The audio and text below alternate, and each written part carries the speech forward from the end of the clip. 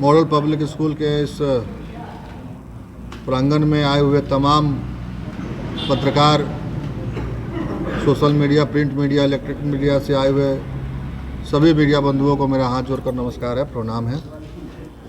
आप सभी का स्वागत है आज के इस कार्यक्रम में। आज का कार्यक्रम आपका सम्मान करना, क्योंकि आप समाज के चौथे स्तंभ हैं, जो धूप, गर्मी, बरसात, ठंड, कोई भी ऋतु हो, अपनी ड्यूटी को आप 100% करते हैं समाज को जगाने के लिए।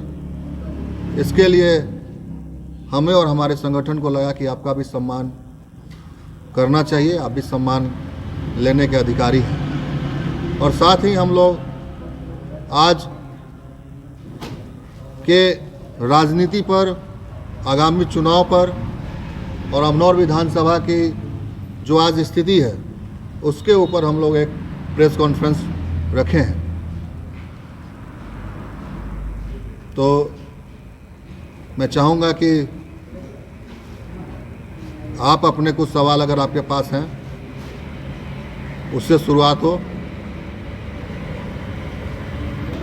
अमनौर विधानसभा से आरजेडी के टिकट के प्रबल दावेदार माने जा रहे हैं, तो क्या लगता है आने वाले समय में आप आरजेडी से अगर आते हैं तो आपका अमनौर वासियों के लिए क्या विजन रहेगा, क्या मुद्दा रहेगा? देखिए, अमनौर विधानसभा 120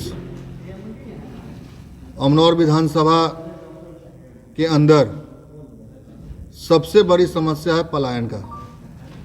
यहाँ का युवा 80% पलायन कर चुका है। रोजी रोजगार, हक, अधिकार यहाँ पर सबको नहीं मिल रहा। यहाँ के लोगों को जो मौलिक अधिकार मिलने चाहिए वो नहीं मिल रहा है। तेजस्वी मॉडल से बिहार में हम लोग राष्ट्रीय जनता दल तेजस्वी जी को सीएम बनाने के लिए और अमनौर विधानसभा में राष्ट्रीय जनता दल का विधायक हो, इसके लिए हम लोग रात दिन काम कर रहे हैं। क्योंकि हम सभी जानते हैं कि तेजस्वी जी ने जो अपने 17 महीने के कार्यकाल में जो कार्य किया है वह अभूतपूर्व है। 5 लाख लोगों को नौकरी दिया उन्होंने। और हमारे राजनीति का जो भी हमें समय जनता के द्वारा मिला, सरकार में रहते हुए 5 लाख लोगों को नौकरी देने के बाद 3.5 लाख लोगों को नौकरी के लिए प्रक्रियाधीन करके तेजस्वी जी सरकार से बाहर हुए और लगातार लोगों के अंदर हम लोग तेजस्वी मॉडल लाने के जद्दोजहद में लगे हुए हैं, ताकि यहाँ के लोगों को रोज़गार मिले। तेजस्वी जी का साफ साफ कहना है कि अगर वो बिहार की कमान संभालते हैं तो माई बहन जो मान योजना है, उस योजना के तहत जो भी हमारी माताएं बहनें हैं उनके अकाउंट में 2,500 रुपये हर महीने भेजे जाएंगे, ताकि उनकी जो बुनियादी ज़रूरतें हैं उसकी पूर्ति हो सके। पिछले बार देखा जाए कि बीजेपी का विधायक यहाँ पे रहे हुए हैं अमनौर में, क्या लगता है इस बार चेंज हो सकता है? बिल्कुल चेंज होगा, क्योंकि यहाँ पर बदलाव का बयार है। लोगों के अंदर गुस्सा है अपने जीते हुए प्रतिनिधि को लेकर। वो इस क्षेत्र से नहीं आते, फिर भी इस क्षेत्र से जीते जाते हैं, और इस क्षेत्र का दौरा उन्होंने ना के बराबर किया ही नहीं। और यहाँ के लोगों को इसी बात का दर्द है कि उनका विधायक उनके बीच में नहीं आता। इस कारण से यहाँ का विकास रुक गया है, और इसके कारण यहाँ के लोग, सभी समाज के जितने भी लोग हैं, सब लोग चाहते हैं कि यहाँ से एक बार बदलाव हो और राष्ट्रीय जनता दल का चुना हुआ विधायक यहाँ पर आए। आरजेडी का एक और भी प्रत्याशी दावेदार है, पिछले बार भी चुनाव लड़े हुए थे, उसके पिछले बार भी चुनाव लड़े हुए थे, और आप भी आरजेडी की तरफ से ही दावेदारी कर रहे हैं। देखिए, दावेदारी तो जितना ज़्यादा होगा उतना अच्छी बात है। जितने नेता बनकर आएंगे उतना संगठन मजबूत होगा। हम तो चाहेंगे कि दावेदारी और बढ़े और जो काबिल हो उसको टिकट मिले। मुझे टिकट मिले या किसी और को मिले, यह पार्टी के जो हमारे आदरणीय नेता लालू जी हैं, तेजस्वी जी हैं, वो डिसाइड करेंगे। दावेदारी कोई भी कर सकता है, यह संवैधानिक अधिकार है। राष्ट्रीय जनता दल सिर्फ अहीरों की पार्टी नहीं है, बहुजनों की पार्टी है। इसमें A to Z लोग आते हैं और हम चाहेंगे कि प्रतिदिन लोगों की दावेदारी बढ़े और हमारा संगठन मजबूत हो, और जो काबिल हो उसके साथ लोग इलेक्शन में आए, लड़े, जीते, और राष्ट्रीय जनता दल किस तरह से मजबूत हो, मेरा बस यही जोर देना, मेरा यही मकसद है कि राष्ट्रीय जनता दल मजबूत होना चाहिए। दावेदारी कोई भी करे। टिकट को लेकर सर तेजस्वी या लालू जी से बातचीत सर आपकी? देखिए, टिकट को लेकर नहीं, हम लोग समस्या को लेकर लालू जी से और तेजस्वी जी से बात करते हैं। टिकट देना नहीं देना उनके हाथ में है, पार्टी के हाथ में है।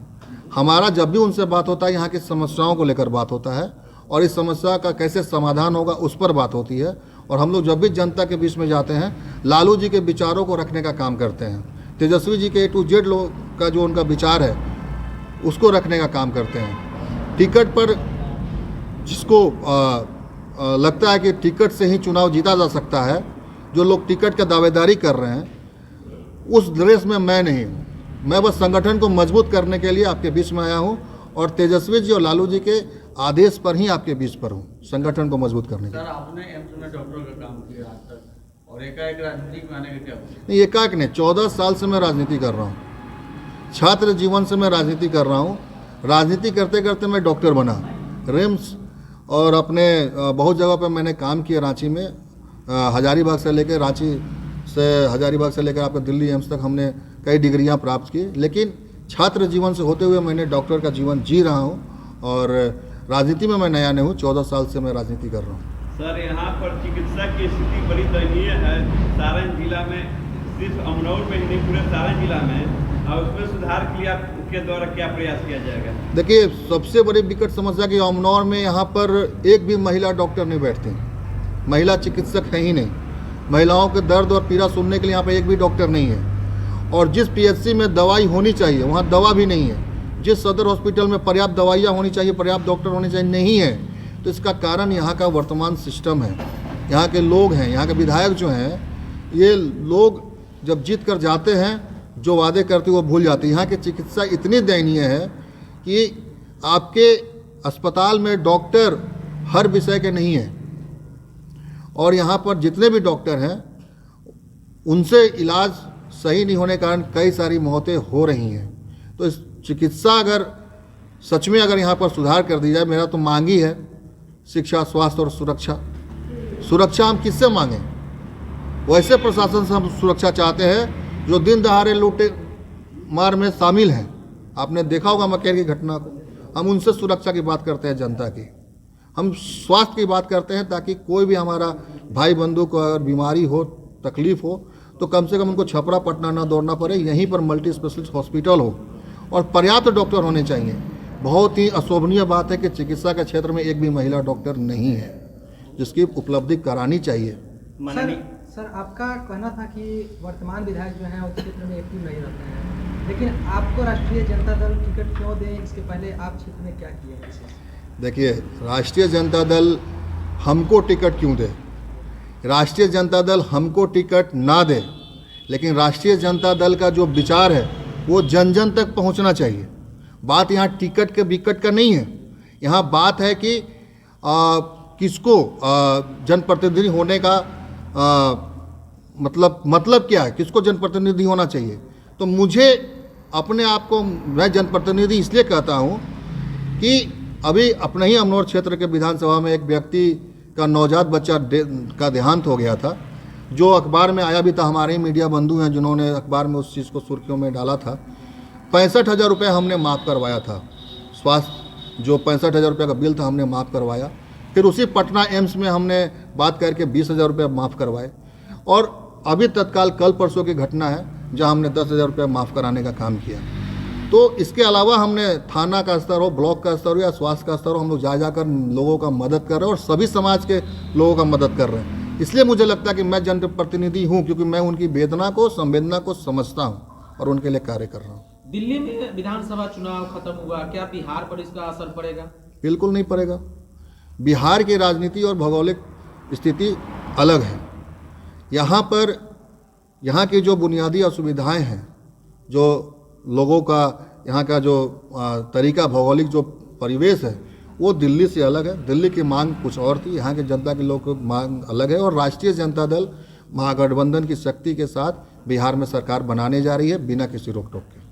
सर, तेजस्वी की अगर सरकार आती है, बिल्कुल महिलाओं के साथ जनसंवाद आप देख लीजिए माननीय तेजस्वी जी का, वो महिलाओं के मुद्दों को लेकर कितने ही अग्रसर हैं और वो महिलाओं के बात करते हैं, महिलाओं के मुद्दों पर, महिलाओं के प्रति उनका सम्मान है, तभी तो 2500 माता बहन योजना जो है उनका फल फूल रहा है बिहार में।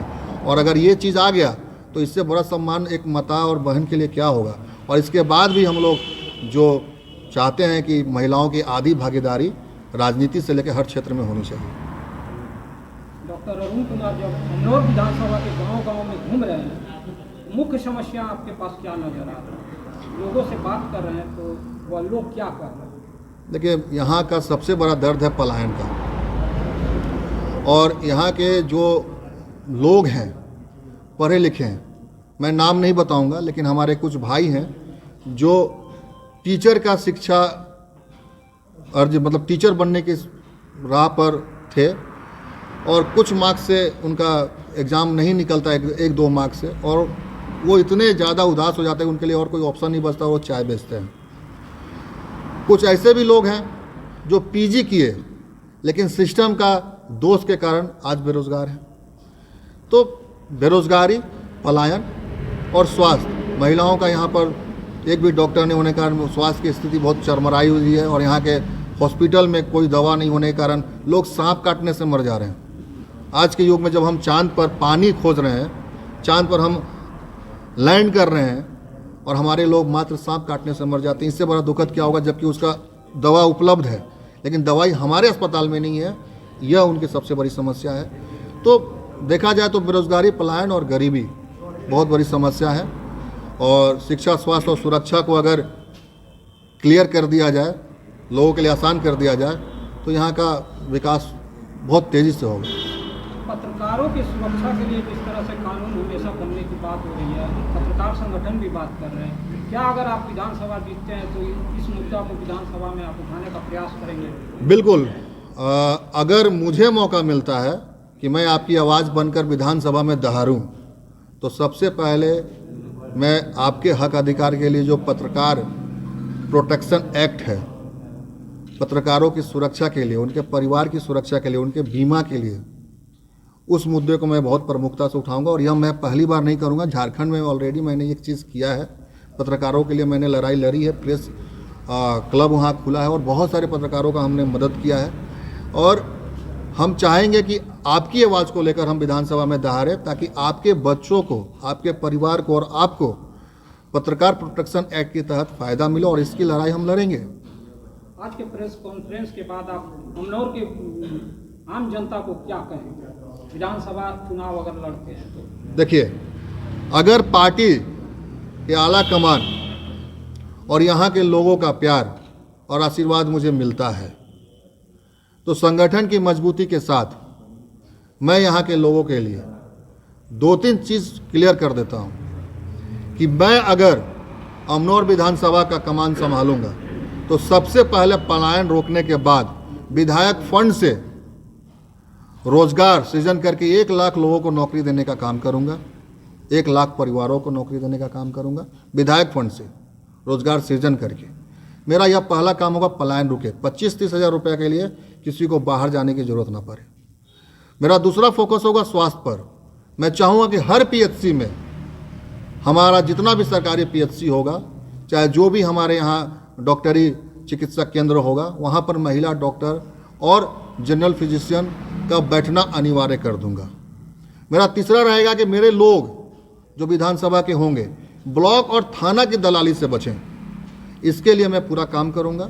और आज के जो जीते हुए प्रतिनिधि हैं जो खुद को विधायक कह रहे हैं, मैं उनसे भी आपके प्रेस रिपोर्ट कॉन्फ्रेंस के माध्यम से एक बात कहना चाहूँगा कि आप विधायक हैं, ब्लॉक की दलाली बंद करें और अपने क्षेत्र में आए, घूमें, और लोगों ने आपको जीत का जो सेहरापन आया है आप उनके लिए काम करें।